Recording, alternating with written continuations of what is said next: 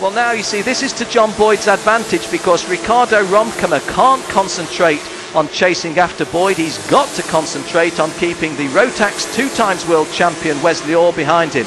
Wesley Orr, incidentally, a 3-times world champion overall. He's won a non-Rotax world title as well as the Rotax championships. Very, very keen to qualify for the world finals in Portugal, to have a shot at the world final in a single speed. Oh, and Wesley takes a completely different line. I was going to say it's too tight, but it's not too tight. Well, Wesley Orr goes into second place at the expense of Ricardo Romkema. We're past the halfway distance. John Boyd has got a lead of very nearly a second. That may have been increased as a result of that passing manoeuvre. John Boyd, driving standards being shown to 270, which is Mike Hewson's. And everything your commentator tells you is unofficial, but I suggest that might have been in connection with the movement that saw Toms Bobrovskis relegated way down the field. Better say no more, because I'm here to call the action on screen and not to do the job of the stewards. John Boyd looks over his right shoulder. Again, do you see how he doesn't dip his head against the wind resistance? Wesley Orr did. Ricardo Romkema did. Kart number 206 in shot on screen is Wesley Orr. Lovely smooth drive. Takes that angle nicely. This is the point at which he passed Ricardo Romkema on the previous lap. Very, very smooth driving by the fast South African. Well, we're definitely into the second half of the race. Wesley Orr was 1¼ seconds behind John Boyd on the previous lap, but that was because he had his, well, shall we say, considerable attention focused on passing Ricardo Romkema. We have 6 laps to go, 6 laps to go. Has John Boyd got far enough away from Wesley Orr to be able to make a dash from the line even now? Will Wesley Orr catch him? Kart number 243 in shot at the moment.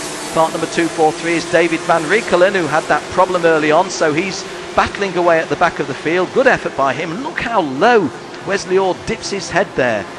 You wonder if you reach a point when you dip your head so low you can see nothing.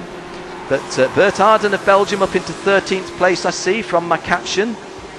In 16th place, David Bell-Chambers, who's been a little bit unlucky on his first ever Rotax Euro Challenge.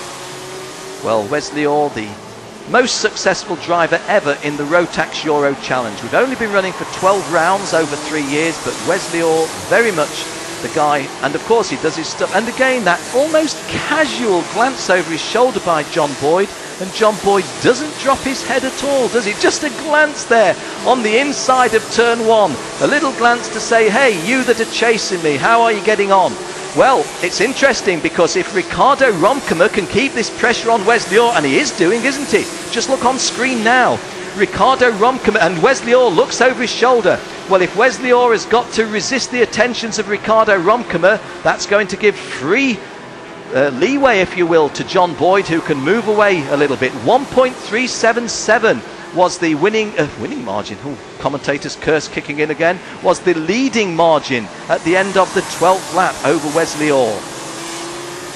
Just looking at my geography on the circuit. Here comes my race leader, John Boyd, in shot, going on to the final bend. In fact, Wesley Orr in shot now. John Boyd looks over his shoulder again. He's completed 13 laps of 17, 4 to go. And his lead over Wesley Orr is 1.473 seconds. Well, can the Flying Scotsman make it happen? I remind you again of his, shall we say, his antecedents in this particular competition. He's only been to one of the Euro Challenge. It was in May 2004 at Eindhoven. He came 5th in the final, went into Parc Fermé, but came out before the formalities had finished deliberately, because he'd got a ferry to catch, and his explanation was, I'm not in the championship, it was just a fun drive, so I'd rather catch the ferry. Well, John Boyd, if you had have stayed in this competition like the man in shot on screen now, Wesley Orr, who knows where your career might have taken you. Right now, I'll not put a commentator's curse, I'll just tell you factually that your race leader is kart number 340, John Boyd, with a lead of just under 1½ seconds over the rest of the field.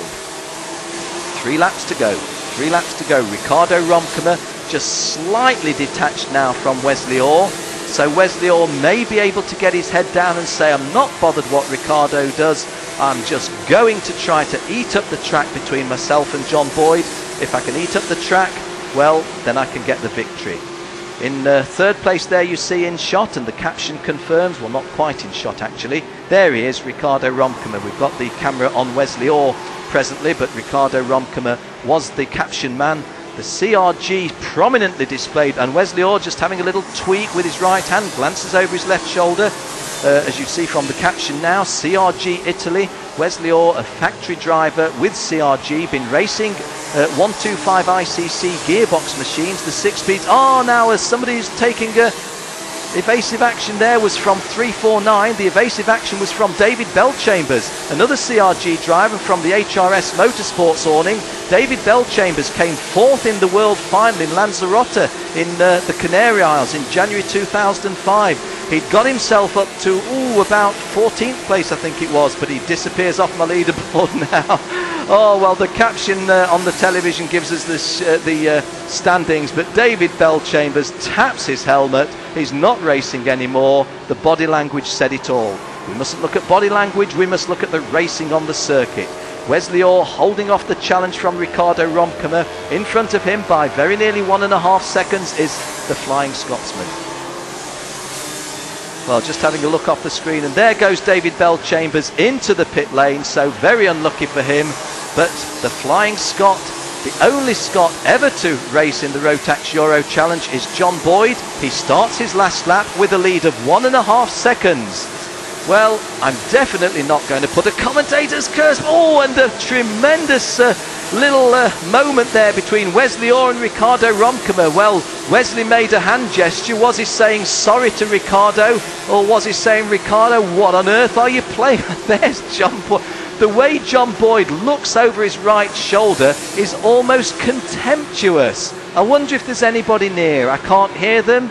Just have a peek. No, I can't see anybody. I'll just drive around this karting Genk circuit and drive to victory. There he is in shot now. Kart number 340. John Boyd from West Linton in Scotland. That's in the central lowland belt of Scotland. His local circuit would be Lark Hall, I guess, in Lanarkshire.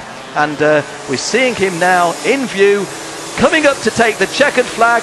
And the karting sensation from Scotland, John Boyd wins it.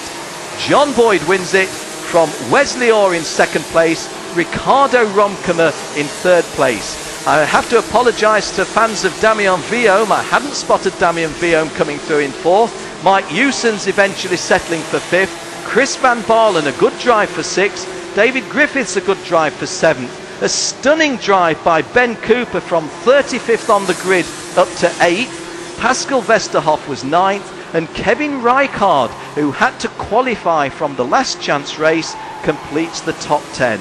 But there in screenshot is kart number 340. John Boyd is on some of the lists as John Boyd from England, but as I've said in commentary earlier this weekend, if you say to a Scottish sportsman, you're representing England, aren't you? You may well get a very, very colourful answer, because the Scots feel very, very independent of their nationality, as they're entitled to. Part of the United Kingdom, part of the British Isles, but a proud nation, Scotland. And they've produced a race winner here in the final of the Rotax Max Seniors in the Flying Scotsman, John Boyd. Wesley Orr, the most successful Rotax Euro Challenge racer ever, was second, and Ricardo Romkema coming home in third place. Wonderful drive by Ben Cooper from the back row to finish 8th. A little bit further down the field, another good drive by Kevin Rijkaard to make the top 10 from the back of the grid. Danny Blake will be a bit disappointed with 15th. Chris Malipard will feel disappointed with 16th. James Park, a good drive for 17th. That was from the penultimate row of the grid. And Stephen Tilsley also has gone well. Roy Kerfs will be disappointed with 19th. And David Van Rickelen, very, very unlucky, classified in 25th position. David Belchambers, well, after 2 lots of misfortune, called it a day. I think the kart was damaged, and that was why he called it a day.